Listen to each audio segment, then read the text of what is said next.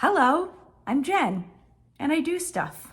Speaking of stuff, I just got home from a Royal Caribbean cruise on Symphony of the Seas. And when I tell you I prepared for this cruise, I prepared for this cruise. I watched all the videos, all the advice videos. And one thing I noticed about, and if you're watching a lot of cruise videos, you probably have noticed this, that a lot of the advice videos are, eventually they start sounding the same. They give the same tips over and over again. I watched all of them anyway, because I thought I might learn something new. And sometimes I did, but most of the time it was just the same stuff over and over again. But with that being said, there were still things that I felt like I wished that I knew before I went on this cruise. I can't speak to other cruise lines. I've only ever been on Royal Caribbean. This is my third cruise. We did a very short cruise on Mariner of the Seas, and then we did like a 7 or 8 day on Enchantment of the Seas. So I can't speak to other cruise lines, and I'm not a cruise expert. I'm not one of those people that have been on 150,000 cruises. So I'm just speaking from what I didn't know before I went on this cruise. So you may or may not know this stuff, but in case you don't, this is what I feel like would have helped me. So I want to put it out there on the internet. So first thing is things I wish I'd known about the pre-cruise process and making sure that I did certain things. One thing is that the sales, how that all works on Royal Caribbean. One thing to keep in mind is that Royal Caribbean always has sales. So when they email you and they say, this sale is ending in, 15 hours, whatever, there's gonna be another sale. So most of the time, don't buy into that because it's the same freaking sale or it's something slightly different that basically ends up evening out to being the same thing. And there's slight variations, but in the end, if you end up booking your cruise and you pay one price and then you realize that it's going to be a cheaper price later, you can call Royal Caribbean, and most of the time, from what I've heard, they will grant you whatever the cheaper price is as long as it's the same cabin category. So that's something to keep in mind. Don't buy into those things. Where I found the best sales, because I was watching that freaking website like a hawk, man. I was watching it like every damn day, looking for new sales, looking for prices to drop. The best time I saw prices dropping for like excursions, for drink packages, food packages, like all that stuff was November. November was when they really dropped low to like 40 to 50% off, but not Black Friday. It was before Black Friday, like the couple of weeks before. That's when they really dropped last year. So if you were looking at, when to find the sales and stuff, like the actual sales, check out in November, but book your cruise before that. Because the thing about Royal Caribbean that's really cool is when you book an excursion, let's say you book it at 10% off.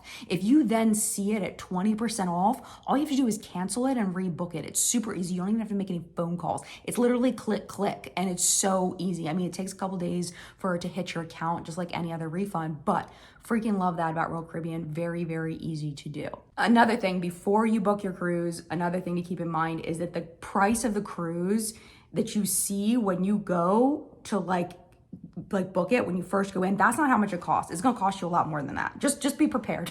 It's not going to cost that because they're going to add on gratuities and all of that. And then plus, on top of that, you're going to have, if you want a drink package, if you want food packages, if you want excursions, all of that, count on it being a lot more expensive than that, because I think that some people will go in and they think it's going to be the cost that's on the screen, but in the end, it's significantly more. So just be aware of that when you jump into it. The second thing that I learned about going before the cruise was that both of the cruises that I have booked for 2024 both have Facebook groups. And joining that Facebook group is really actually pretty valuable. The one that I went on Symphony, there were over 1,000 people in that Facebook group. So a lot of people asking a lot of questions, but also giving a lot of information. And you could tell that the admins of that Facebook group had been on a bazillion cruises. They had all the freaking like meme things and all the different infographics and all. I mean, they gave all the information, super, super, super helpful. But one thing that's really important to know about the Facebook groups, at least that Facebook group in particular, was that you make sure you read the rules of the Facebook group. I'm not a Facebook person, so if you are a Facebook group person, you're probably gonna be like, duh, Jen, like you should know that. But I didn't realize that I was gonna get kicked out and blocked from the Facebook group. I got kicked out of the Facebook group and blocked. This is being said, I do social media for a living. That's like my job. I have another channel that is my full-time income. This is just, my little side thing that I wanted to do. I got kicked out and blocked out of the Facebook group. Let me tell you how that happened. All right. So there's a rule in the Facebook group There was no promoting, all right? Of course, I'm not gonna promote my own stuff. I'm not gonna be like, I made this video or whatever. I'm not promoting my own stuff. What I did wrong was I posted a video about sunscreen, right? So there's this cosmetic chemist, her name is Michelle Wong. She does amazing cosmetic chemistry videos. So she made this fantastic video on sunscreen. We're going to the Caribbean, right? Facebook group is going to the Caribbean. Found this video, found it super helpful. There's some really good information there that I thought people in the Facebook group for the cruise would find interesting. So I said, yeah, this is a person that I really like. She puts out really good information. She's a professional. It's a great video on sunscreen, has some excellent tips. Post to the Facebook group. Someone comments underneath it. No promoting. I'm like, it's a freaking video about sunscreen. Like, we're going to the Caribbean. So I was like, I don't understand. What am I promoting? It's a video about sunscreen. Next thing I know, I was kicked out and blocked from the Facebook group. Excuse me, I'm sorry, what's? So thankfully, I remembered the name of the person that had started the Facebook group. It was a very memorable name. So I sent her a message on Facebook. I was like, hey, I got kicked out of the Facebook group. Is there any way you can get me back in? Because I will be honest with you, being in the Facebook group is very, very valuable, especially when you're on the ship. If you have the internet package, if you're on the ship, you can find out all kinds of stuff, right? So it is super valuable being in that group. So getting back in there was actually critical because when we were on Coco Cay, all right, which is Royal Caribbean's private island in the Bahamas, there was a rainstorm, really, really bad rainstorm. So the rain fell. My mom and I stayed on the ship. We got off the ship. We made it over to the new place, Hideaway Beach. We made it all the way over there. We walked there instead of taking the train because we were the little tram thing. So like, it'd be a nice walk. So we get all the way there and people are coming out of Hideaway and they're like, yeah, we just got a notification from Royal Caribbean that says we all need to board the ship for our safety. I was like, oh, I didn't get the notification, right? So we were like, okay, well, we got to go back. So we went back and then I checked the Facebook group, and on the Facebook group, it said that Royal Caribbean had sent it out in error, that the people who were on the ship got the announcement that that notification that everybody needed to return to the ship was in error. So without being in that Facebook group, because I wasn't on the ship at the time they said that the notification was in error, if you're following me, I didn't know that. But thanks to being in the Facebook group, because they let me back in, I found out it was an error and we had a chance to go back out and we weren't in any danger. So my point is that being on the Facebook group, you can get a lot of information. Another thing, actually a complaint that I have about Royal Caribbean. So just a warning, if you are somebody that doesn't want to hear about, bodily functions, then, I'll put a timestamp for you to skip it. But there were no tampons or pads anywhere for purchase. Anywhere. I'm going through perimenopause, so my period is extremely irregular, and I was like 100 days streak of not having a period. I brought a couple little things just in case, and of course I get my damn period on the ship. So I used what I had, but I needed more, and I couldn't find any for sale. Went to all the little shops, couldn't find any. Vending machines upstairs, no tampons, no pads. Went to customer service. Thankfully, they had tampons, but they didn't have any pads.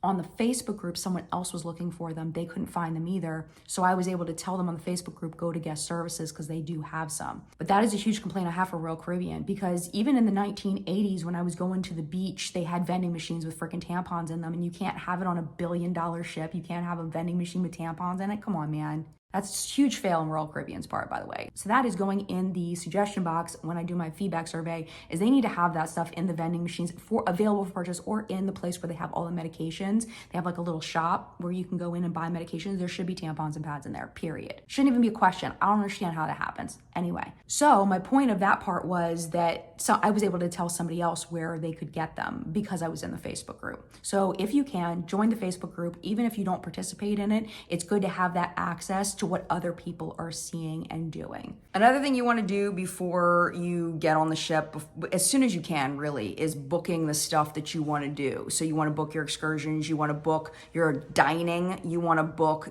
anything you can do, entertainment, as soon as you can, if you are picky about the times you do it, or if you actually want to do it, because those things fill up. The popular times fill up. So if you really want to go see something, book it, especially if you're on a bigger ship that has a lot of entertainment, a lot of restaurants, stuff like that. You want to make sure you can do everything that you want to do. For us, for our ship, you had to book the dining. I got the 3-night dining package. You had to book that when you got on the ship. So that's what I did, was as soon as we got on the ship, as soon as we were able to, we went to you can go to any restaurant and you can book all of your dining for that week and you can pick whatever times, and it was super, super easy. But if you don't do that, then it may not happen. So you want to do that. The other thing about the dining that I didn't understand, that I understand now, was about the main dining room. So we got the 3-night dining package, and I didn't want to book a time in the dining room because I didn't want to like say I was going to be there and then not show up because I had other dining plans. So I just didn't book anything for the main dining room, which was a mistake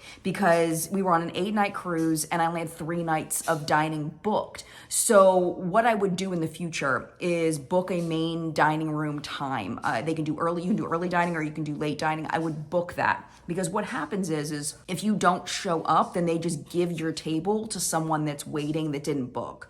But having that solid time in there is good to have. And if you don't show up, they do have a plan, and it's not like it's bad if you don't show up. Like, they get it. It's just the nature of it. But I didn't realize that was how it worked. I thought I was being rude for not showing up to the main dining room, but no, they've got a system. So put in your time, your my time dining, or your booking of whatever time you want to eat in the main dining room, unless you have the full dining package and never intend to ever go to the main dining room. If you never intend to go to the main dining room, it doesn't matter, at least whatever. But if you intend to go to the main dining room, book a time that you're going to be there. Okay, so now you're on the ship. You go to your room, you are getting settled. Though I will tell you, I did not think I was going to use those little hanger things, the little hooky things. They were so helpful. Like, I was shocked how helpful they were. My mom hung her hats up on the little things. We hung our bathing suits. We hung our towels up on the little things up on the wall. The rooms are small. They're small on a ship. Even if you get a bigger room, they're still small compared to a regular hotel room. So those little hooks are super helpful to hang stuff up. And they're cheap. On Amazon, you can get them super cheap, the little hooky things, because the walls are magnetic. Now, that's something I heard from a million different of the channels, whatever. I just want to vouch for that actually works. The other thing that I heard from those channels that actually worked for us was taking my big ass suitcase and putting it underneath the bed to store it. So I unpacked all my stuff out of the bag, and then I put the big bag underneath the bed. I had one of the biggest bags, the biggest bag, I don't know what size they are, but the big bag. Put it under the bed, and it lived there for the rest of the trip. When I started accumulating some dirty clothes, I just threw that in the bag under the bed and cleared out some space in my little closet area. It worked out perfectly. Okay, math. Math is very, very important because my mom and I, we're not big drinkers. So we knew we weren't getting the regular the regular drink package. It's not for us. We're not going to drink that much. So at one point I booked the refreshment package, which is milkshakes and mocktails and sodas and all that stuff. I booked it for us. It was like $400. Something like that. It was like $380. Worked out to like 6 drinks a day, something like that. I'm so glad I canceled that shit because I'm not going to drink 6 mocktails in a day. That's way too much. It just, for me, it wasn't worth it. It's so important to do that math. So count on, for non-alcoholic beverages, at least now, 2024, non-alcoholic beverages are between like $4 and $6 a piece. For the alcoholic beverages, they're anywhere from $10 to $15 a piece. So really, truly be realistic of what you're going to drink while you're on the ship. If you have a lot of ports, are you really going to be on the ship enough to use that drink package? Now, some people, they just want it for that peace of mind of knowing they can drink as much as they want without having to get a bill at the end. But it's literally like thousands of dollars it can cost you just for drinks. And if you're not going to spend that much, like, that math is so, so, so important. And I don't think people are really calculating that. And then I talked to a couple people that were like, I shouldn't have gotten the drink package. So, if it's you and realistically it makes sense for you, get the drink package. But you got to do that math and make sure it's worth it for you, that you're really going to drink that much in a day. Another thing, dining on the ship. So it used to be in all these videos that I watched before I went, they said, the Solarium Bistro, which is it's a buffet, but the Windjammer is the main buffet. The Solarium Bistro is like a smaller buffet. And they would say, oh, go to the Solarium Bistro. There's not that many people there, blah, blah. Okay, people have found the Solarium. Just so you know, people have found the Solarium Bistro. It's busy. It's just as busy as the Windjammer. It may not be, maybe not just as busy, but it's close to it. Hard to find a seat unless you want to sit outside, and it was really hot out, so we didn't want to sit outside. So it was kind of hard to find a seat. I will say that the tables turned over pretty quickly, but I would not say that the statement that people haven't found the Solarium Bistro is accurate, at least on our trip. There were so many people in the Solarium. Now, the Solarium area is adults only, but kids can go into the Solarium Bistro and eat. And so that's not a problem if you have kids, but just know that it's probably going to be busy too. The other thing to keep in mind with Solarium Bistro is that it's buffet for breakfast and lunch, but for dinner, you have to have a reservation. Even though it's included, you have to kind of call ahead and say, hey, I'm coming. So we went there one night because we were going to just grab something quick to eat after we were in Orlando, and then I forgot we had to have reservations, so we didn't end up eating there. But it feels like it's going to be like the Windjammer. It's not quite in that way, but food is pretty much the same, similar. I was expecting a little bit more from Solarium Bistro than what it actually was. But it was fine. It was fine. We ate there most of the time. It was absolutely fine. Main dining room breakfast. First time I ever did main dining room breakfast, I got scrambled eggs. Just know it's the powder eggs. It's not the good eggs. I thought in the main dining room it would be like the good scrambled eggs. No, it was powder eggs. The other thing is that Royal Caribbean doesn't know what a lump crab cake is. I live in Maryland. Lump crab cakes, it's a thing. What you get on Royal Caribbean, it's not a lump crab cake. It's shredded crab at best. If you order it from the main dining room, there's no freaking crab in it. It is like, I don't know if there's any crab, to be honest. It seemed like it was 100% filler. There's no Old Bay. I mean, because when it says Maryland style lump crab cake, I expect a Maryland style lump crab. It wasn't. Absolutely not. It was not good. It's even at Hooked, which is the seafood restaurant, the crab cake was not good. So if you are used to actual lump crab cakes, don't expect that. If you're not a crab cake kind of person and you just like the taste of crab, go for it. You may really enjoy it. I'm a crab snob. I will admit it. Did not enjoy. Not good. All right, theme nights. So every night not every night, but a lot of nights on the ship, there's a theme. Know that you don't have to do it. Like, you don't have to do the theme if you don't want to. No one cares if you decide not to do it. If you don't want to do formal night, if you don't want to do white night where everybody wears white, if you don't want to do Caribbean night, 70s night, whatever the night is, you don't have to do it. So if you want to participate, make sure you bring things with you for the outfits that you want to wear, but just know you don't have to participate if you don't want to. Along with that, especially on those formal nights, there will be photographers walking around wanting to take your picture so that you will buy their photo packages. I am so glad I didn't get a picture package. I'm so glad I didn't get a photo package, because at least on our ship on Symphony, on the Facebook group, people were complaining about the pictures that were being taken, that they were extremely amateur, that the poses were weird, that they didn't look good, that it looked like anybody with a camera, almost like when you went in elementary school and you get your school photo and they just had somebody that they hired that wasn't really a photographer to take the pictures of the kids, and the kids are all like, making weird faces and stuff. It's or their hair is all in their face, or they're blinking. It's kind of like that. At least it was on Symphony. I'm really glad I didn't get the photo package. I'm not saying that's the way it is on every single ship, but on our ship, it was not impressive. The pictures that they did take of my mom and I were not cute. They were not good. They were not good angles. So yeah, really glad I didn't buy that in advance. You can buy it on the ship, but it is going to be more expensive. So you have to just kind of decide what's best for you on that. But I'm really glad I didn't get the photo package. Really, really glad. Oh, and also if they want to take a picture of you when you're at a restaurant and stuff, you don't have to let them. You don't have to let them. You can just say no thank you, and they won't if you know you're not going to buy them. And it's actually better that way, because sometimes they'll actually print the picture and try to sell it to you at the table. And if you know you're not going to buy it, it's just waste their time and it's just not worth it. So we just told them we didn't want pictures taken of us. But on the first few nights we did get some, and they were not cute. They were not cute at all. Balloon drop. Okay, first night on Symphony, they had a balloon drop, okay? I don't like balloons popping, and I wasn't even thinking at the time that when the balloons drop that people would be popping them. It sounds like fireworks, because the balloons drop and there's just popping all around you. If you don't like that, don't go to the balloon drop.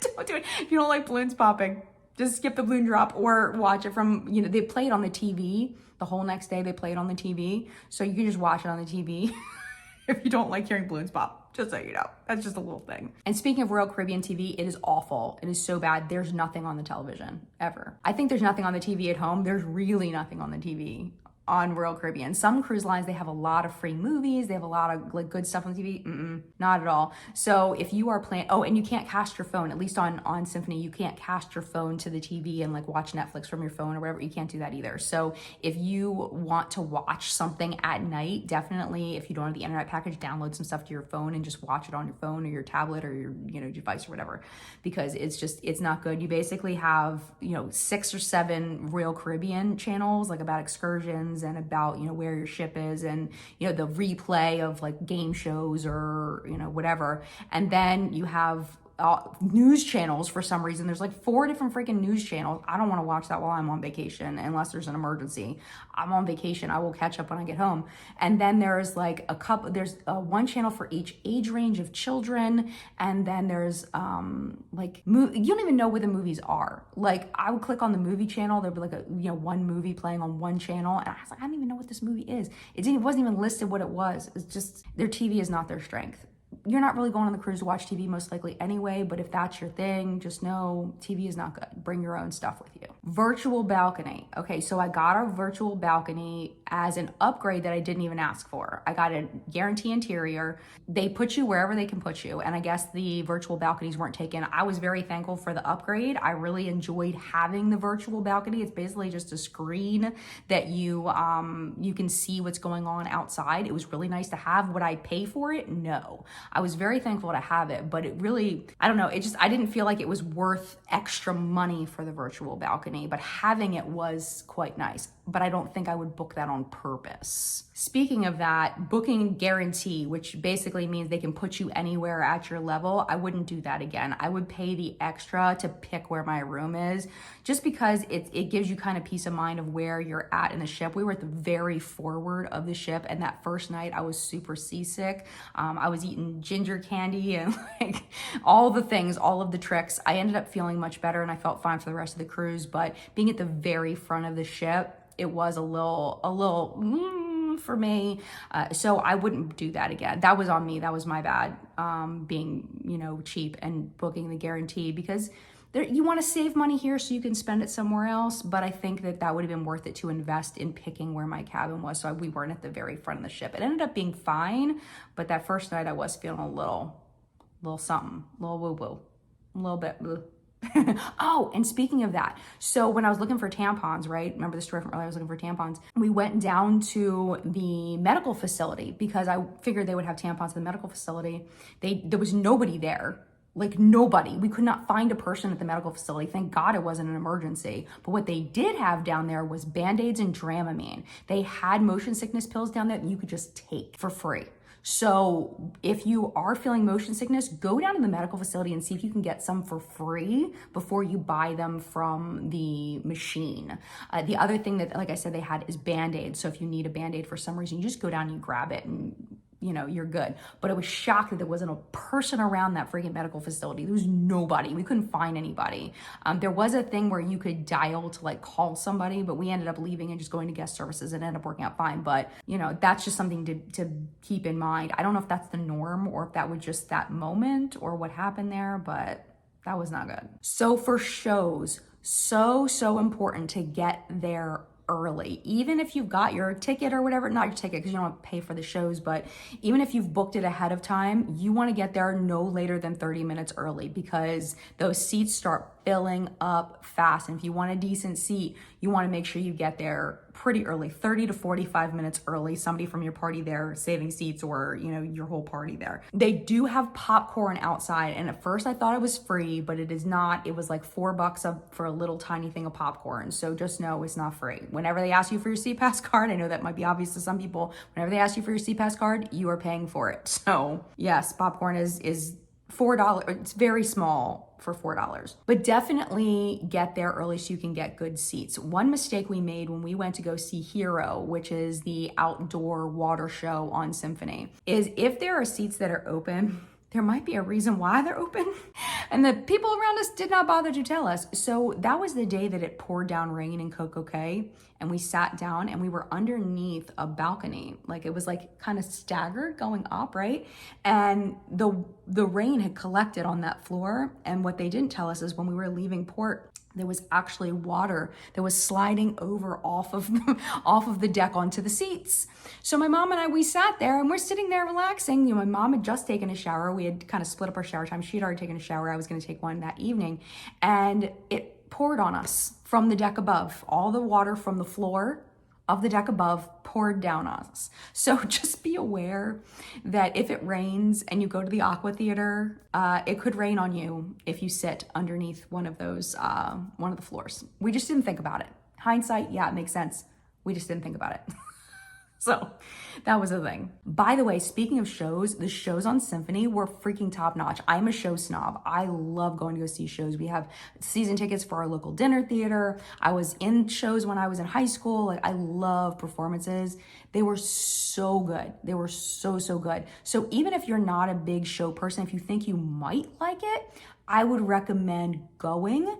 And if for some reason you're not enjoying it and you don't like it, you can always get up and leave. Like, nobody cares. Like, but book it. Book it and try it if you think there's a chance. If you know there's no way in hell you're gonna like it, don't do it. But if you think you might, book the shows. Also, with entertainment on the ship, if you want to go and do trivia in Boleros or the Schooner Bar or whatever, if you want to go see a piano player, or if you want to go to karaoke or whatever, good luck getting a seat. Those venues are so freaking small. It is so hard to get a seat. Again, get there early. But sometimes the different activities run into each other. So there may be people from the previous activity still sitting there. It is so hard to get seats in those places. So just be aware, if you're somebody that needs a seat, you might not be able to get a seat in those venues. Like, I don't think we sat down in Schooner Bar the entire freaking time, because it was never a seat, unless it was nothing going on up there. So that's something to consider. Port excursions. Okay, so we were scheduled to go to Haiti, to the private island that Royal Caribbean has. It got canceled because of all the horrible things happening in Haiti right now. So we ended up getting rerouted to Nassau.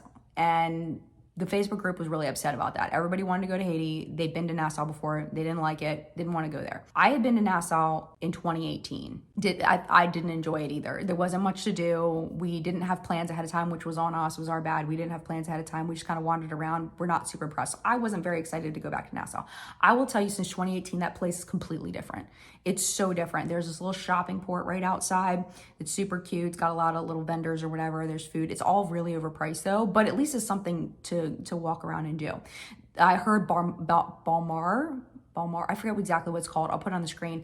I heard that was fantastic. People were raving about that. What we did was something that I found on the internet, just randomly searching for things to do. It was called Grey Cliff. It's an area. It's like a big mansion, and they have a bunch of different things to do there. So nobody was there, man. Like, I think some of the food tours stopped at the chocolate factory, which we did a chocolate factory tour. It was so good, so fun. But Grey Cliff was something that it was not crowded. It's about a 15-minute walk. There is a big hill you have to go up though, so keep that in mind. If you're going to Grey Cliff, you have to go up this big giant hill. So if that's not your jam, you can't do that. You either take a taxi or don't do that excursion. But we did the afternoon tea, very overpriced. It was like $125, $150 a person. It was not worth $150 a person, but it was really nice. I feel like it was worth maybe $70 a person, $80 a person at most. They're little sandwiches, super cute, really delicious. They also had little cakes, they had little cookies, and the service was fantastic. The tea was the tea was mediocre. It was just tea. It was supposed to be this like Caribbean tea. It just tastes like tea.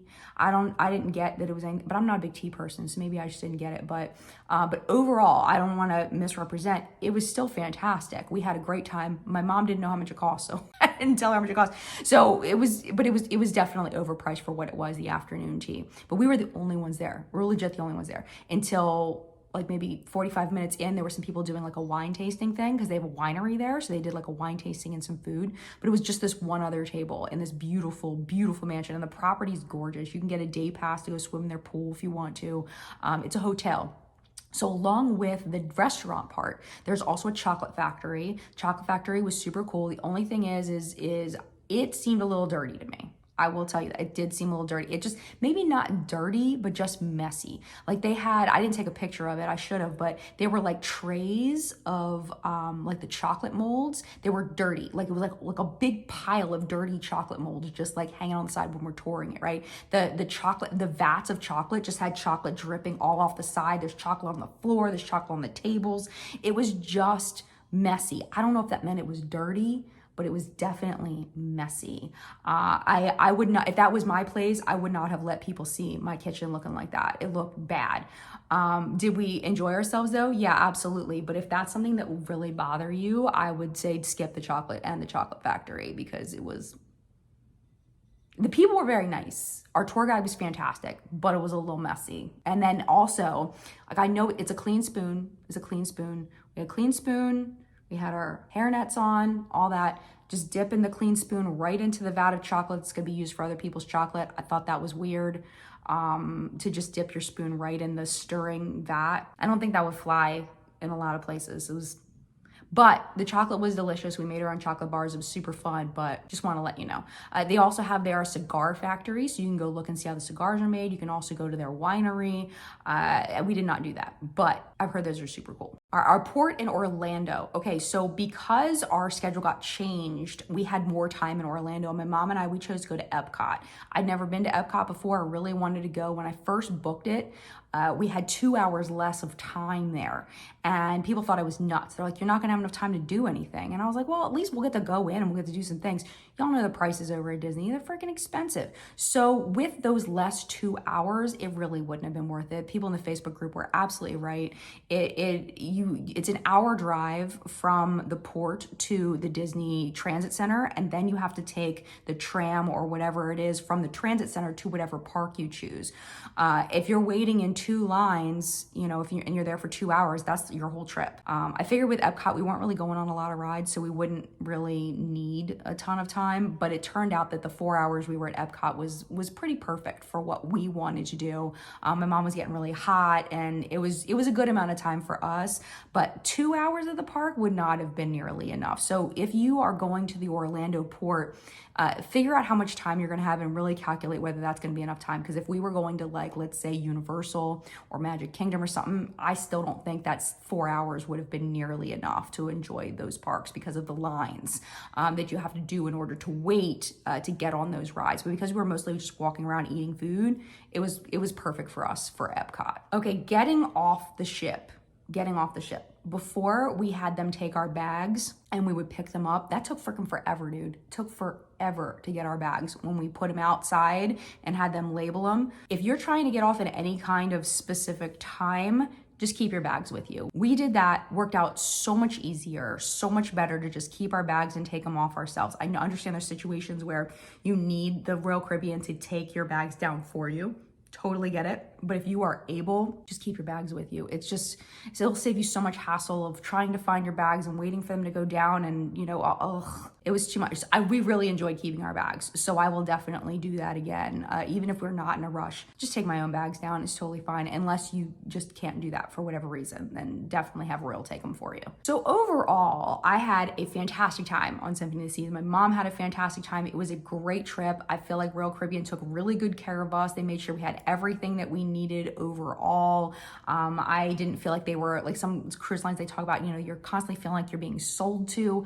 There was some selling, obviously, you go by the jewelry store and they're trying to get you to go into the jewelry store and buy jewelry and all that, but it wasn't overwhelming. It wasn't intrusive to the vacation that they were trying to sell us stuff. It was there, but it was fine. I love that there was so much access to food and drink everywhere, like very easy to get free food and drink between the pizza and the hot dogs and the buffets and all of that. So much free food and drink, along with the pay stuff if you want to get something extra.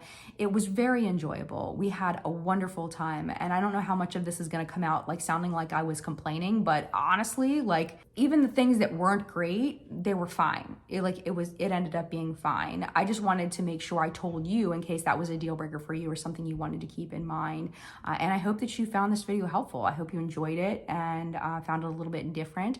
I don't know how much I'm going to upload on this channel, to be honest. I don't know if it's going to be cruise stuff. I don't know really what I'm going to put on it, but if you would like to, you could subscribe and see what happens next, because it's new and I don't know what I'm going to do with it. This may be the only video on the channel.